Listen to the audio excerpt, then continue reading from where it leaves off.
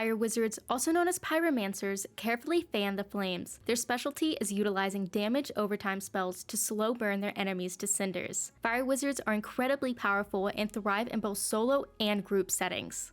What's up guys? Welcome back to a brand new video, and welcome to the pros and cons to the School of Fire.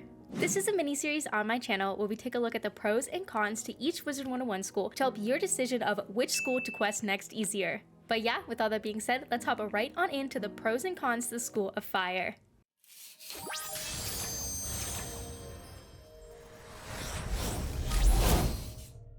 So let's begin with the pros to the School of Fire. Number 1 is that Fire is the second strongest hitter in the game, being beat out only by Storm. Number 2 is that Fire specializes in damage overtime spells that can be useful in certain bosses later in the game, and having overtime spells definitely makes dealing with shields a whole lot easier. Number 3 is that it is pretty easy to solo on a Fire after they hit level 22 and get their first AoE spell, which is Meteor, and after you get that, questing just simply flies by. Number 4, in my opinion, Fire is right behind Death when it comes to solo questing because of how strong they are. So I recommend if you are just beginning the game, start out with a Fire Wizard. And number 5 is that Fire boosts on the ice and life enemies.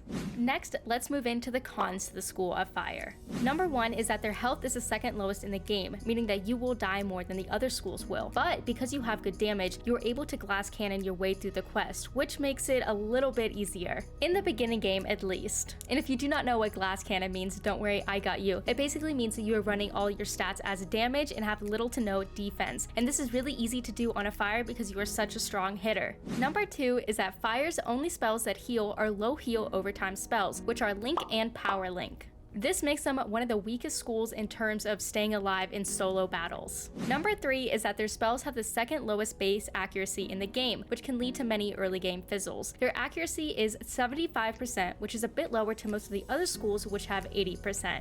Number 4 is that it is not as easy to feint with a Fire Wizard because of their overtime spells. They will use their feint the first turn of overtime, and you must continue to stack feints or it's a lost cause. But because Fire is so strong, you do not really need feints when questing with them.